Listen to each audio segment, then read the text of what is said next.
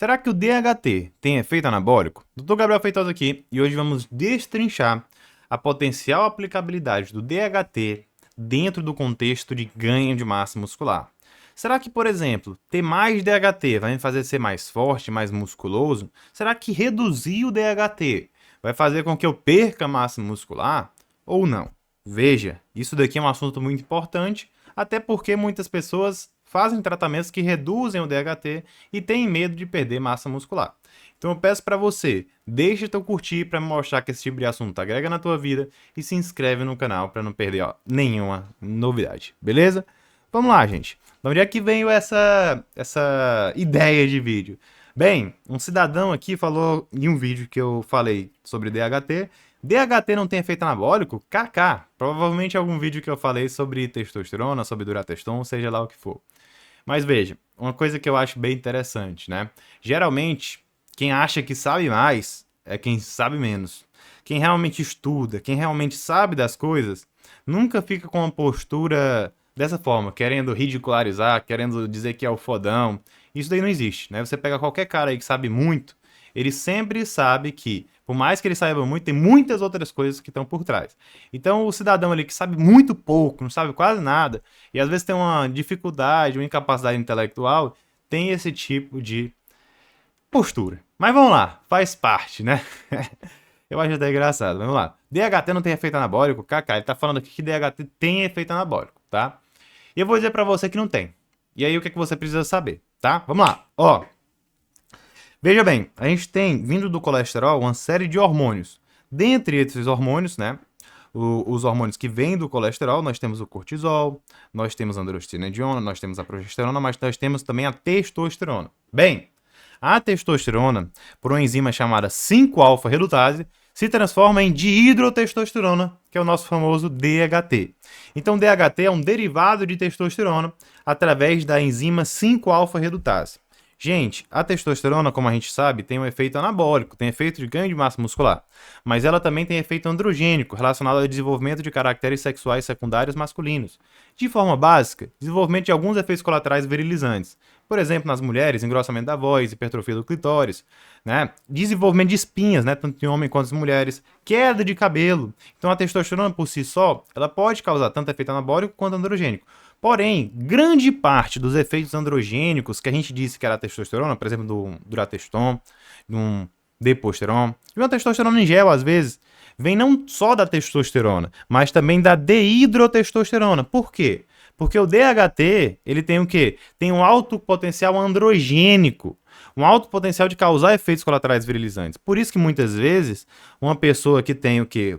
Um DHT alto, né, que está tendo, por exemplo, queda de cabelo androgenética, uma alopecia androgenética, ela vai usar um medicamento como a finasterida, como a dutasterida, para reduzir esse DHT. A partir do momento que ela reduz esse DHT, ela reduz esse colateral androgênico. É claro, se ela estiver usando testosterona e a testosterona estiver no talo, mesmo que eu reduza o DHT, eu posso continuar tendo queda de cabelo, tá bom? Mas, Gabriel, reduzir esse DHT não iria reduzir também a capacidade muscular desse indivíduo de desenvolver? Eu digo para você que não, eu tenho um estudo aqui que a gente vai destrinchar e ver isso muito bem. Porque na prática, gente, o que tem efeito anabólico é a testosterona. Não é o DHT, tá bom? Não é o DHT. O DHT tem muito mais efeito androgênico. E ele é mais androgênico, mais virilizante que a própria testosterona. Tá bom? Beleza. E aí eu trouxe um estudo muito interessante, que viu o quê?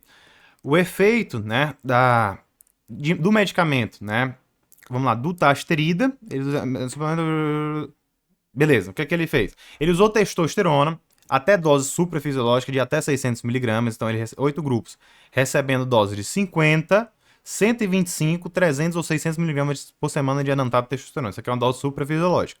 Você tem que entender também a diferença da dose suprafisiológica, da dose fisiológica, entender os pormenores da questão dos colaterais. Então, assim, quanto maior a dose, maior os colaterais, tá?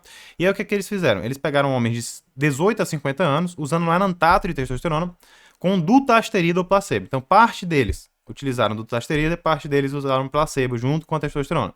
Veja, o que é a dutasterida? Dutasterida inibe a enzima 5-alfa-redutase. Qual é essa enzima? Veja aqui em cima, 5-alfa-redutase. É a enzima que converte testosterona em DHT. Então você precisa entender que a testosterona vai se converter em DHT, mas eu estou usando dutasterida, então eu estou reduzindo a conversão dela em DHT. Então eu tenho menos DHT.